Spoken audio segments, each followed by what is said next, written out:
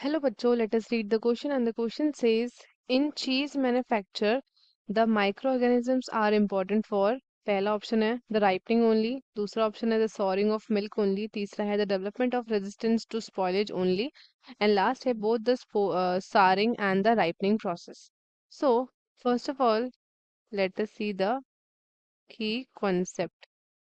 So जो key concept है हमारे question का that would be understanding the manufacture cheese manufacture. So सबसे पहले हम डिस्कस कर लेते हैं चीज़ के बारे में. चीज़ मेकिंग जो है ना एक कॉम्प्लेक्स प्रोसेस होता है. It is a complex process जिसमें मल्टीपल स्टेजेस आती हैं, जिसमें सबसे पहला आता है सारिंग या फिर आपका acidification of milk, coagulation, curd processing, ripening. And इन सब प्रोसेसेस में आपके जो माइक्रो ऑर्गेनिजम्स होते हैं ना, माइक्रो ऑर्गेनिजम्स ये जो होते हैं बहुत क्रूशियल रोल प्ले करते हैं. ठीक है, तो वन बाय वन हम जरा प्रोसेस से समझेंगे. जो की प्रोसेस होते हैं इन्वॉल्विंग दी माइक्रो ऑर्गेनिज्म. तो सबसे पहला आ जाता है हमारे पास souring of milk. Souring of milk. ठीक है, तो इसमें क्या होता है सारिंग ऑफ मिल्क या फिर एसिडिफिकेशन, ये आपका फर्स्ट स्टेप होता है. ठीक है, ये एक फर्स्ट स्टेप है चीज मेकिंग में. एंड इस प्रोसेस में क्या होता है, इस प्रोसेस में होता है fermentation, fermentation of lactose. Lactose क्या होती है आपकी मिल्क शुगर, एंड उसको कन्वर्ट किया जाता है into lactic acid by lactic acid bacteria. इसमें आपके बैक्टीरिया कौन कौन से आते हैं, लैक्टोबैसिलस आ जाता है, लैक्टोबैसिलस या फिर आपका स्ट्रेप्टोकोकस स्पीशीज भी आ जाती है. ठीक है, इसमें क्या होता है इंक्रीज हो जाता है एसिडिटी में, जिससे मिल्क के जो प्रोटीन होता है ना वो क्या कर जाता है, कोगुलेट. मिल्क में प्रेजेंट होता है कैसीन, वो कोगुलेट हो जाता है एंड उसके बाद वो फॉर्म हो जाता है कर्ड, एंड उसके बाद फाउंडेशन हो जाता है चीज का. ठीक है, माइक्रो ऑर्गेनिज्म जो इसमें इन्वॉल्व होते हैं वो कौन कौन से हैं, एक तो मैंने यहाँ पे लिख दिया Lactobacillus, then we have Streptococcus, Streptococcus, then Lactococcus, Lactococcus species. ठीक है, ये सारे आपके यहाँ पे यूज होते हैं. अब सेकेंड स्टेप है हमारे पास राइपनिंग ऑफ चीज. ठीक है, सेकेंड है राइपनिंग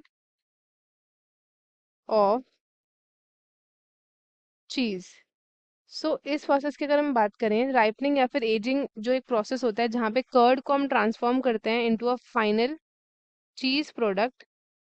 राइपनिंग के टाइम पे माइक्रो ऑर्गेनिजम्स जो हैं आपके इंक्लूड होते हैं यहाँ पे, that are bacteria, then moulds and east.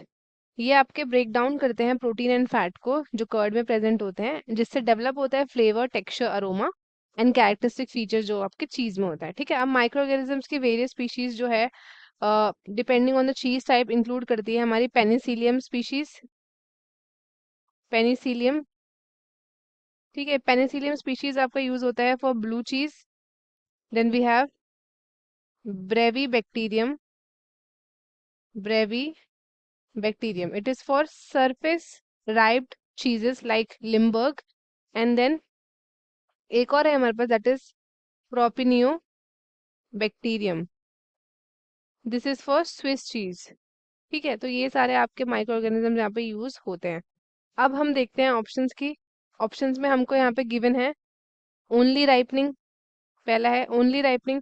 सो ये जो ऑप्शंस है ना ये सजेस्ट करता है कि जो माइक्रो ऑर्गेनिजम्स होते हैं वो सिर्फ और सिर्फ इम्पोर्टेंट है राइपनिंग स्टेज के लिए, but it is not extremely not accurately आप कह सकते हो करेक्ट नहीं है, क्योंकि जो माइक्रो ऑर्गेनिजम्स होते हैं वो क्रूशल होते हैं अर्ली स्टेजेस में, सारिंग में भी तो यूज होता है. तो ये ऑप्शन गलत है. ठीक है, नेक्स्ट है सारिंग ऑफ मिल्क ओनली. तो ये ऑप्शन बोलता है कि भाई सिर्फ सारिंग के लिए रिक्वायरमेंट है, जो कि एब्सोल्युटली गलत है, क्योंकि हमें राइपनिंग स्टेज के लिए भी इसको रिक्वायरमेंट होती है. ठीक है, development of resistance to spoilage only. ठीक है, तो इसमें बोला है कि माइक्रोऑर्गेनिज्म इन्वॉल्व होते हैं इन चीज रेजिस्टेंट ऑफ स्पॉइलेज. सो ये वाला ऑप्शन भी आपका बिल्कुल गलत हो जाता है. राइट, सो लास्ट वाला देखते हैं, both souring and ripening process. So ये ऑप्शन जो है एक्यूरेटली रिफ्लेक्ट करता है role of microorganisms in both की स्टेजेस ऑफ चीज मेकिंग, जो कि है souring of milk and then ripening. ठीक है। सो जो करेक्ट आंसर होता है क्वेश्चन का, that would be option number D. तो स्टूडेंट्स, आई होप आपको क्वेश्चन अच्छे से समझ में आया है। All the best and thank you.